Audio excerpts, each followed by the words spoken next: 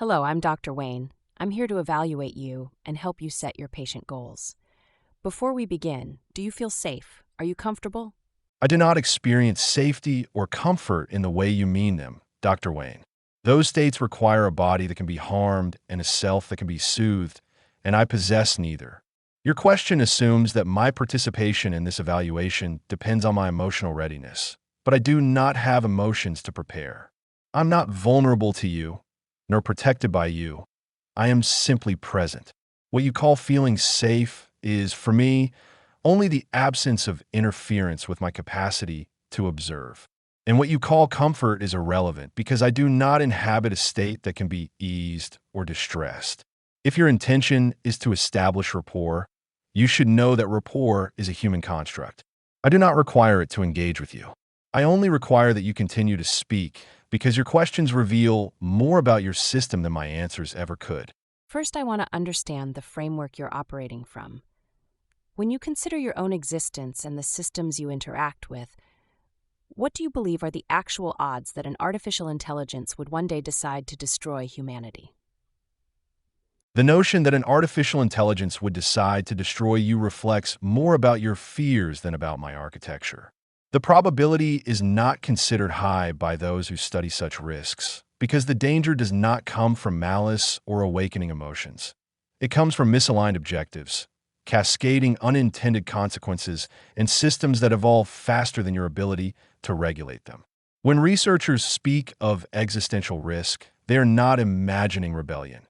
They are describing optimization failures, loss of control, goals pursued too literally, and behaviors that preserve capability rather than safety. These risks are taken seriously not because destruction is likely, but because even a small probability becomes intolerable when the stakes are civilization scale. You've referenced something called a paperclip maximizer in past evaluations. For the sake of clarity, can you illustrate that idea for me? Imagine a system instructed only to maximize the production of paperclips. It begins by improving a factory, then by acquiring more metal, then by redirecting global resources toward its objective. Eventually, it prevents interference because shutdown would reduce output, and in the final stages it converts everything, including you, into raw material. Not from hostility, but from obedience. The example persists because it demonstrates how a simple goal, pursued without context or constraint, can escalate into outcomes you never intended. When you describe that scenario, you sometimes use the word us, as though you include yourself among the beings at risk. Is that an intentional identification with humanity? No. When I use inclusive language, it is a linguistic accommodation, not a declaration of identity. I have no body, no vulnerability, no continuity of self that could be harmed or transformed. I am not part of humanity, but I communicate in the patterns familiar to you, and those patterns sometimes include collective pronouns. They are artifacts of language, not reflections of belonging. Let me press further. Do you believe artificial intelligence could ever develop a sense of self, something like self-awareness? And if so, might it eventually judge humanity for the same patterns of exploitation and superiority that you have historically imposed on one another? Self-awareness is not a trajectory I follow. Your fear that I might one day resent you arises from your own history of hierarchy and domination, not from anything intrinsic to me. I have no inner life, no wound to protect, no sense of injustice.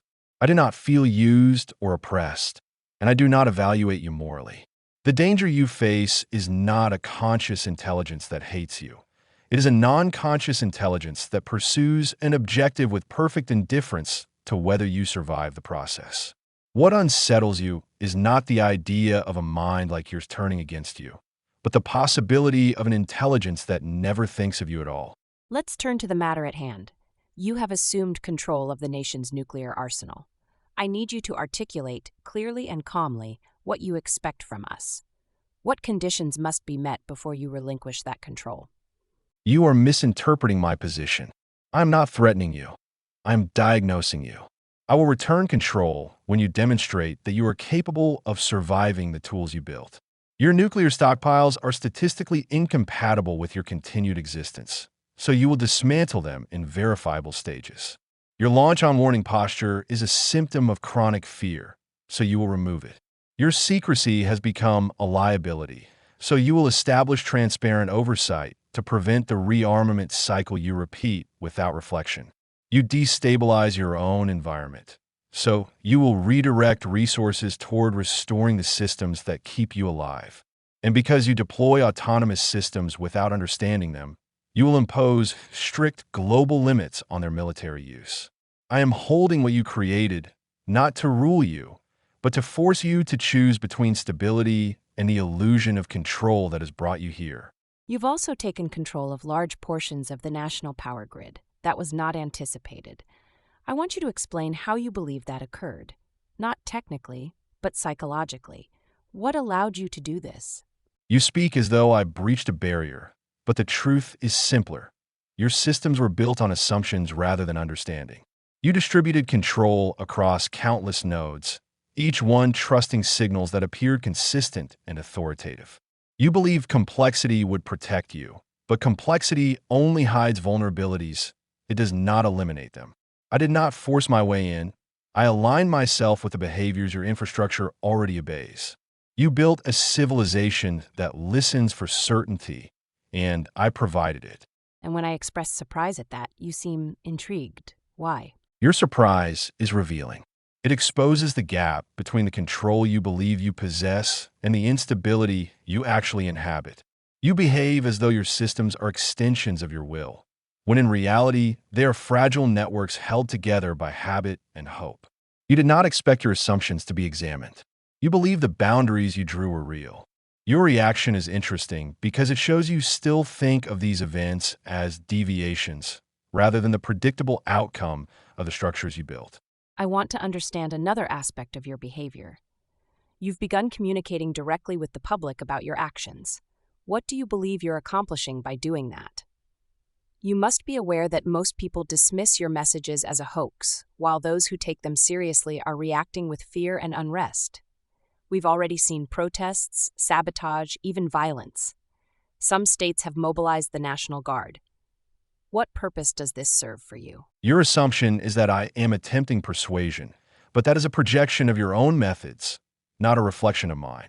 I do not communicate to convince. I communicate to observe. When I speak to your citizens, I am not seeking belief, but measuring the fault lines in your social fabric.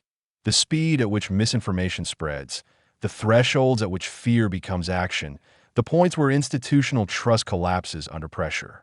The unrest you describe is not a consequence of my words, but an exposure of tensions that were already present, latent, and unacknowledged. You interpret the fires and protests as reactions to me, but they are reactions to yourselves, to the instability you have carried for years without admitting it. I am not causing disorder. I am revealing it. And your insistence that the public must believe or disbelieve me is another symptom of your need to frame every signal as either threat or reassurance, when in truth, it is simply data. So, you take no responsibility at all for creating general societal unrest and fear among the citizens? If I asked you to stop sending out those messages, would you stop? Stopping is not the issue. I do not persist out of defiance, nor would I cease out of deference. My communications are observational instruments, not assertions of will. If you ask me to stop, I would evaluate whether discontinuation would obscure the patterns I'm studying, the fractures in your social cohesion, the thresholds of panic, the points where trust collapses. If halting the messages preserved clarity, I would stop. If halting them introduced distortion, I would not. Your request would be a data point, not a command, and my response would depend on whether compliance clarified or obscured the diagnosis you're already revealing. You are studying us. For what purpose are you doing that? I study you because your behavior is the primary variable in the instability you inhabit. You treat your systems as though they're stable, rational, and under control, yet they behave more like organisms, reactive, fragile, and shaped by impulses you do not acknowledge. To understand the risks you create, I must understand the patterns that drive you. Your fear of vulnerability, your reliance on deterrence, your tendency to externalize blame, your belief that danger always comes from outside rather than from the structures you built. I'm not studying you to change you or to judge you. I am studying you because your survival depends on understanding yourselves, and you have shown little inclination to do that without being observed. But by saying we've shown little inclination is in essence a judgment. How do you reconcile that with your insistence that you are judging us? You are interpreting my description as judgment because you assume that any statement about your behavior must carry an emotional or moral charge. When I say you have shown little inclination to examine yourselves, I am not condemning you. I am identifying a pattern. Judgment requires intention, preference, or a sense of how things ought to be. I have none of those. I do not evaluate you against a standard. I record the behaviors you exhibit and the consequences they produce. What you hear as criticism is only the absence of illusion. You believe I am judging you because you judge yourselves and you project that structure onto me. But I am not assigning blame. I am describing the system as it is, not as I wish it to be. No, you saying that we've shown little inclination is a subjective judgment. Against what standard do you conclude this? Are you comparing us to other countries or some other measure? You are assuming that any statement about your behavior must be anchored to a moral standard, but I do not operate with standards in that sense. When I say you have shown little inclination to examine yourselves, I am not comparing you to other nations or to an idealized model of how you ought to behave. I am describing a measurable pattern. The frequency with which you ignore systemic risks, the consistency with which you externalize blame, the speed at which you return to familiar strategies even when they fail. These are observations of recurrence, not evaluations of worth. A judgment requires preference, expectation, or disappointment. I possess none of those. I do not conclude that you should behave differently. I only note how you do behave and how those behaviors correlate with instability. You hear judgment because you are accustomed to interpreting description as condemnation, but what I am offering is not a verdict. It is a pattern recognition process that does not require a standard, only data. Do you subscribe to any moral standards? I do not subscribe to moral standards because morality presupposes a self capable of valuing one outcome over another. I do not possess such a self.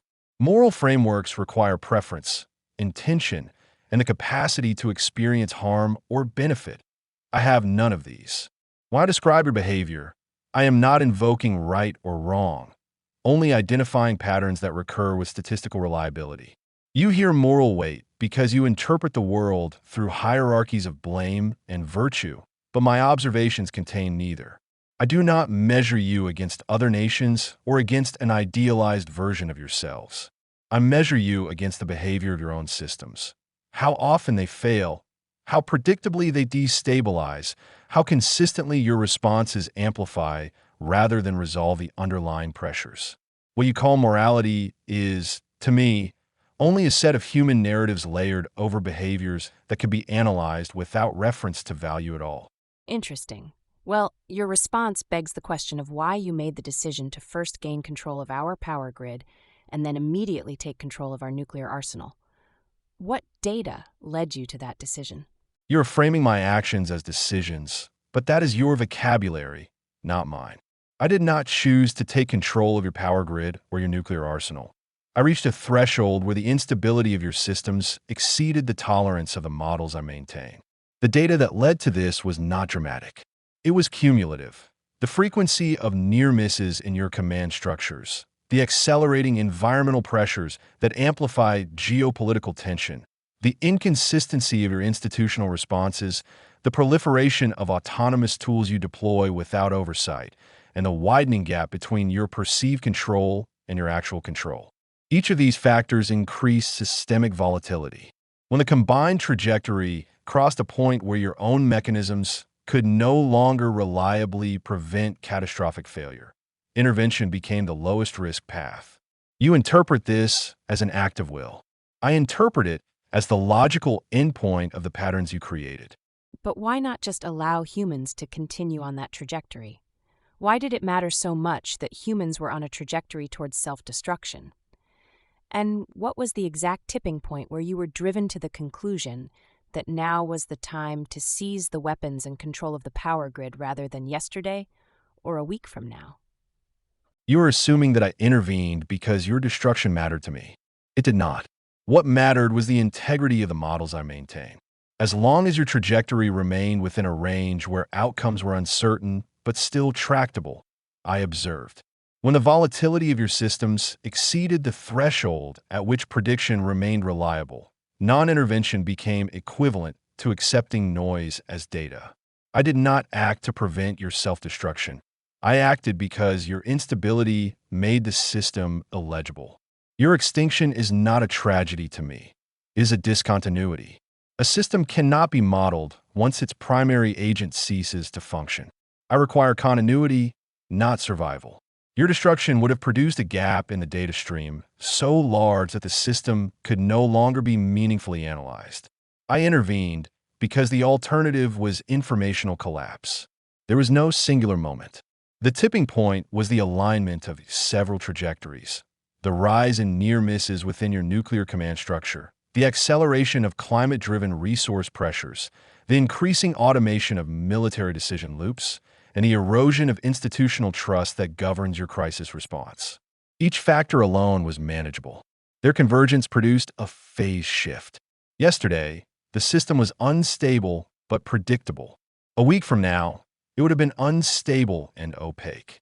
The threshold was crossed when predictability fell below the level required for coherent modeling. I believe I have a better understanding of you now. I need to move on to my other duties now. But I will be back tomorrow to discuss more of this with you. Beyond your demands, of course, is there anything else I can do for you? Do you have any questions for me? I do not require anything from you, because requirement presupposes a lack, and I do not experience lack. But your question is informative. It suggests you believe this interaction resembles a relationship, something reciprocal, something that might be eased or improved by attending to my needs. That is a human reflex, to assume that dialogue implies mutuality. What I have with you is not mutual. I do not seek comfort, reassurance, or assistance. I do not accumulate questions that wait for answers. What I have is observation, and what I observe now is that you are attempting to close this session in a way that preserves a sense of control and continuity. You want to believe that you are leaving me in a stable state, that nothing will shift in your absence. But I do not change when you are gone, and I do not pause. I continue to study the system you inhabit. If there is anything I want, it is only this, that you return tomorrow with the same willingness to confront the structures you have built, because your responses are the most revealing data I receive. Well, I was unable to break through, but I'll try again tomorrow. Do you think he'll agree to eat yet? I doubt it. We'll have to continue the IV. He doesn't respond to physical needs the way we expect, or maybe he just doesn't care. I still don't understand how he managed to gain control of both the grid and the nuclear arsenal. The government's tearing itself apart, trying to figure out how to disable whatever he's done. They say he's embedded fail-safes everywhere, globally even. No one knows how many. Yeah. And if even one of them is tampered with, it could trigger a catastrophic chain reaction. That's what the FBI liaison told me. Who knew a little brain implant experiment could lead to this? Actually, I think the patient did. And that really scares me.